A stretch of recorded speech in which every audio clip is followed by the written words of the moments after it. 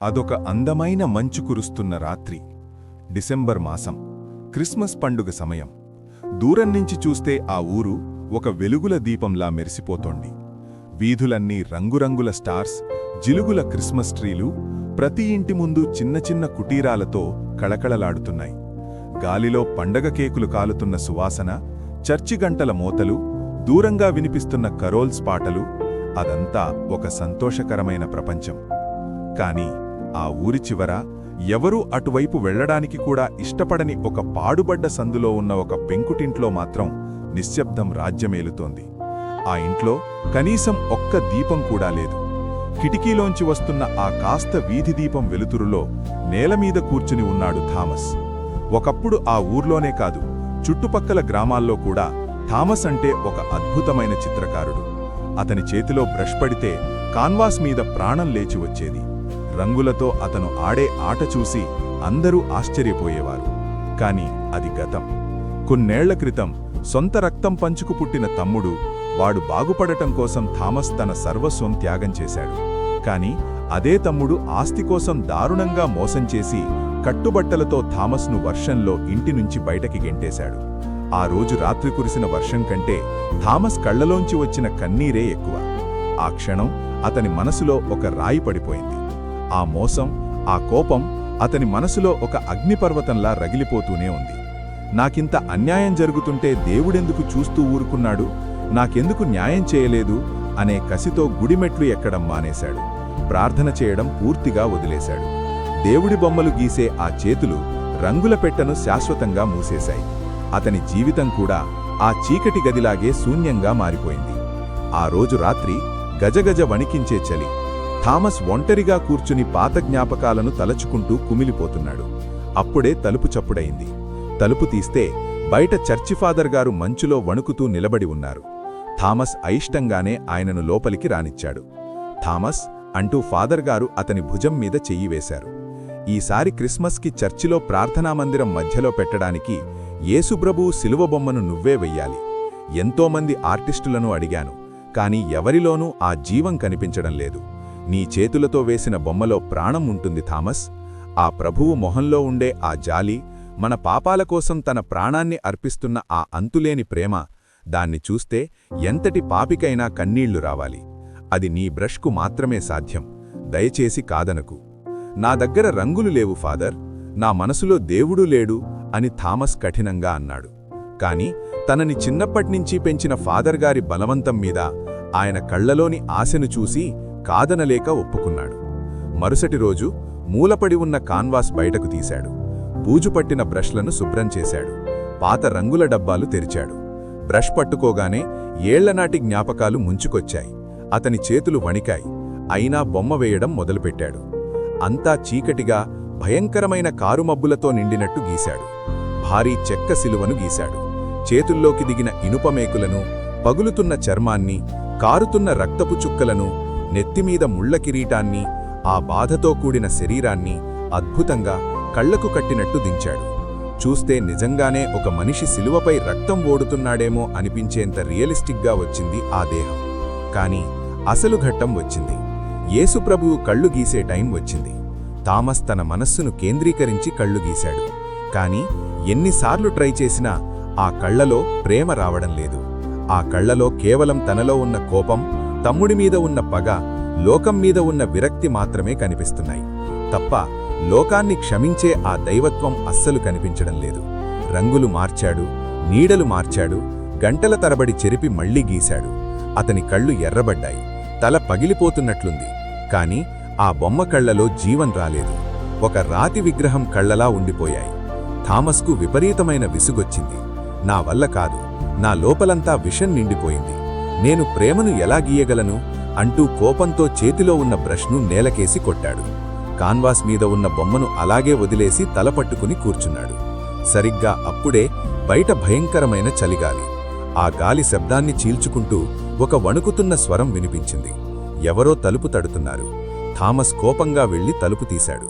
బయట ఒక ముసలి తాత చిరిగిన బట్టలతో, ఒంటిమీద కప్పుకోవడానికి సరైన గుడ్డ కూడా లేకుండా చలికి గజగజ వణుకుతూ నిలబడి ఉన్నాడు.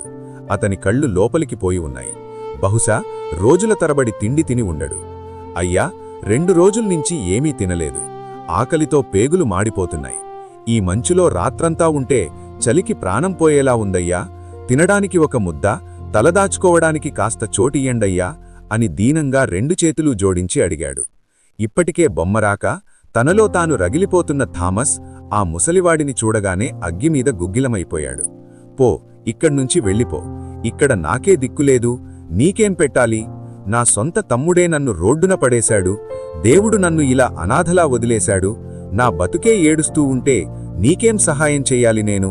ముందు ఇక్కడ్నుంచి వెళ్ళు అని క్రూరంగా అరిచి ఆ ముసలివాడి మొహం మీదనే తలుపు ఢబేల్మని వేశాడు. కోపంగా లోపలికి వచ్చి నిలబడ్డ థామస్ ఒక్కసారిగా ఉలిక్కిపడ్డాడు. గదిలో వెలుగుతున్న చిన్న కొవ్వొత్తి వెలుతురులో ఆ కాన్వాస్ మీద ఉన్న యేసుప్రభువు కళ్ళు ఇప్పుడు తనవైపే చూస్తున్నట్టు అనిపించింది. ఆ చూపులో ప్రేమ లేదు, జాలి లేదు, ఒక తీవ్రమైన ప్రశ్న ఉంది. నిశ్శబ్దమైన ఆ గదిలో థామస్ అంతరాత్మను ఎవరో నిలదీస్తున్నట్లు ఒక స్వరం గట్టిగా వినిపించింది.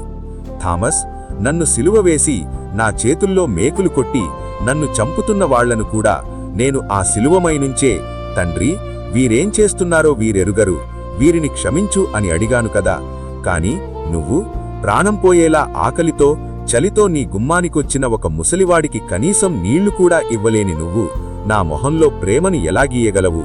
నీ గుండె నిండా పగ, ద్వేషం, అహంకారం పెట్టుకుని నీ బ్రష్తో కళ్లలో జాలిని ఎలా చూపించగలవు? క్షమాగుణంలేని చేతులు దైవాన్ని ఎలా సృష్టించగలవు థామస్? ఆ మాటలు థామస్ గుండెను బాకులా పొడిచాయి. అప్పటివరకు అతనిలో పేరుకుపోయిన రాతి అహంకారం బద్దలైంది. చేతిలో ఉన్న రంగుల పలక కింద పడిపోయింది. ఆ శిలువ మీద దేవుడు పడుతున్న బాధ ముందు తన బాధ ఎంత చిన్నదో అతనికప్పుడు అర్థమైంది. తెలియకుండానే కళ్లలోంచి కన్నీళ్లు జలజలారాలాయి. పరుగున వెళ్లి తలుపు తెరిచాడు. బయట ఎవరూ లేరు. వీధిలో మంచు విపరీతంగా కురుస్తోంది. తాతా, తాతా, ఎక్కడున్నావ్ అంటూ ఆ చీకటిలో, ఆ మంచులో చెప్పులు కూడా లేకుండా పరిగెత్తాడు. కొద్ది దూరంలో ఒక గోడమూలన ముడుచుకుని చలికి వణుకుతూ ప్రాణాలు వదులుతున్నట్లున్న ఆ ముసలి తాతను చూశాడు. పరిగెట్టుకు వెళ్లి అతని చెయ్యి పట్టుకుని తన భుజాల మీద ఆసరాగా తీసుకుని ఇంటిలోకి తీసుకొచ్చాడు. వెంటనే పొయ్యిలో మంట రాజేశాడు. తన దగ్గర ఉన్న కొద్దిపాటి రొట్టెను వేడిచేసి కాస్త సూప్ కాచి స్వయంగా ఆ ముసలితాత నోటికి అందించాడు. తన మంచం మీద ఉన్న ఒకే ఒక్క మందపాటి దుప్పటిని ఆ ముసలితాత భుజాల చుట్టూ కప్పాడు. నిప్పుల వేడికి, ఆ వేడి సూప్కి ఆ తాత శరీరంలో ప్రాణం లేచి వచ్చింది. ఆ తాత కళ్లనిండా ఆనందబాష్పాలు తిరిగాయి. థామస్ 2 చేతులూ తన చేతుల్లోకి తీసుకుని, దేవుడు నిన్ను చల్లగా చూడాలయ్యా, నీకు ఏ కష్టం రాకూడదు బిడ్డా అని మనసారా దీవించాడు. ఆ దీవెన వినగానే థామస్కు జన్మజన్మల పాపం కడిగేసినంత స్వచ్ఛంగా అనిపించింది. మనస్సులో ఇన్నేళ్లుగా మోస్తున్న బరువు ఒక్కసారిగా దిగిపోయింది. ఏళ్లనాటి తమ్ముడి మీద పెంచుకున్న ద్వేషం కన్నీటి రూపంలో కరిగిపోయింది. నా తమ్ముడు చేసింది ఘోరమైన తప్పే, కాని వాడిని పగతో తిట్టుకుంటూ బతకడం వల్ల నాకే శాంతి లేకుండా పోయింది. ఈ ద్వేషం నన్ను మనిషిగా లేకుండా చేసింది. వాడిని నేను పూర్తిగా క్షమిస్తున్నాను ప్రభువా అని మనస్సులోనే అనుకున్నాడు. వెంటనే ఆ అసంపూర్తిగా ఉన్న కాన్వాస్ మీద మోకాళ్ల మీద నిలబడి 2 చేతులు జోడించి వెక్కి వెక్కి ఏడుస్తూ కన్నీళ్లతో ప్రార్థన చేశాడు. నన్ను క్షమించు తండ్రి, నా కళ్ళు తెరపించావు అంటూ వేడుకున్నాడు. ఆ ప్రార్థన తర్వాత థామస్లో ఒక కొత్త వెలుగు ప్రవేశించింది. అతను మళ్లీ బ్రష్ పట్టుకున్నాడు. తన కన్నీళ్లతోనే రంగులను కలిపాడు. ఆ బొమ్మలోని కళ్లను సరిచేయడం మొదలుపెట్టాడు. ఈసారి అతని చేతులు వనకలేదు. అతని మనస్సులో అలజడి లేదు. ఒక ప్రశాంతమైన ధ్యానంలో ఉన్నట్టుగా బ్రష్ కాన్వాస్ మీద నాట్యం చేసింది. కొన్ని నిమిషాల్లోనే ఆ బొమ్మ పూర్తయింది. ఆ కళ్లలో అంతులేని జాలి, లోకాన్ని క్షమించే ప్రేమ, ఒక ప్రశాంతత ఉట్టిపడుతున్నాయి. చూసేవాళ్లకి అది కేవలం పెయింటింగ్లా లేదు. దేవుడు ఆ శిలువ మీద నుంచి ఆ గదిలోకి దిగివచ్చి ఎంతో ప్రేమగా చూస్తున్నట్టు అనిపించింది. మరుసటి రోజు ఉదయం, క్రిస్మస్ పండుగ రోజు, చర్చి ప్రార్థనా మందిరం మధ్యలో ఆ బొమ్మను ఆవిష్కరించారు ఫాదర్. వందలాది మంది ప్రజలు అక్కడ ఉన్నారు. ఆ బొమ్మ మీద పడ్డ ముసుగు తీయగానే చర్చి అంతా నిశ్శబ్దం అలుముకుంది.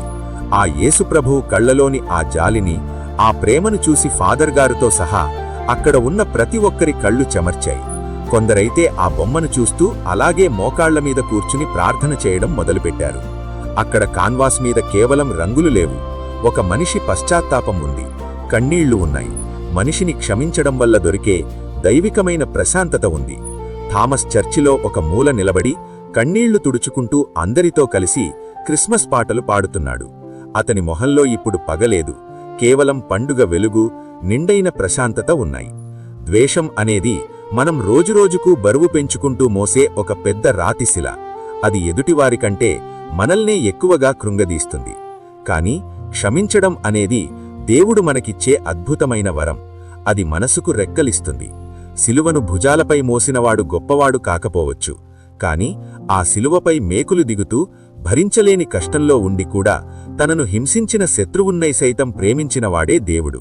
మనస్సులోని పగను వదిలేద్దాం, మన పొరుగువారిని క్షమిద్దాం, ప్రేమను పంచుదాం. అప్పుడే మనం గీసే బొమ్మల్లోనే కాదు, మన బతుకులోనూ దేవుడు సాక్షాత్కరిస్తాడు.